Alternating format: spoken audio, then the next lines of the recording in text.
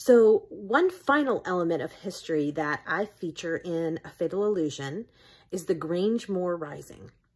The Grange Moor Rising was part of a larger uprising that occurred in the early 1820s, after the Napoleonic Wars. There was a lot of upheaval. There was a lot of laws that were passed that were hurting the poorer parts of Britain, and sort of protecting the aristocracy and their wealth.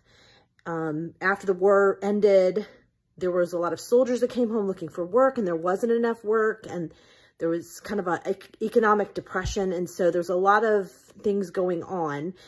There were a lot of political groups that were forming towards the end of the 1810s that were asking the government to address these issues, and they weren't really being listened to. In 1819 is the Peterloo Massacre. There was a big gathering in Manchester, a political rally, essentially.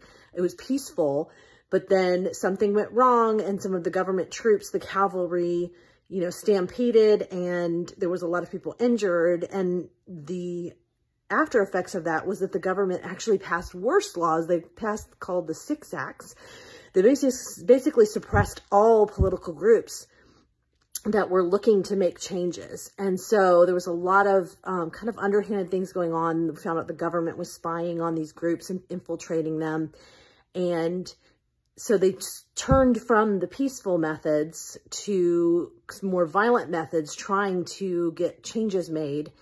And in the middle of the country and in other areas in Scotland, it was sort of they were all working together. It was supposed to be this massive uprising, and the coordination kind of fell apart, and not everybody rose up at the same time, but there was all these little pockets, and one little pocket was the Grange Moor Rising.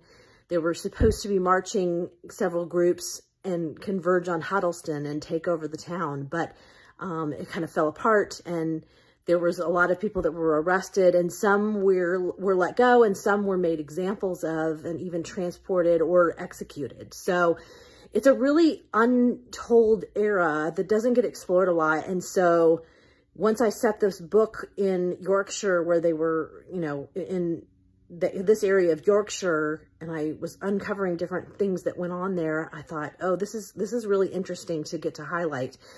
And it's such a broader issue. I only touch on it very, just vaguely in the book. So if you're interested, you should check it out and learn more about it. But yeah, definitely a fascinating era, lots of intrigue.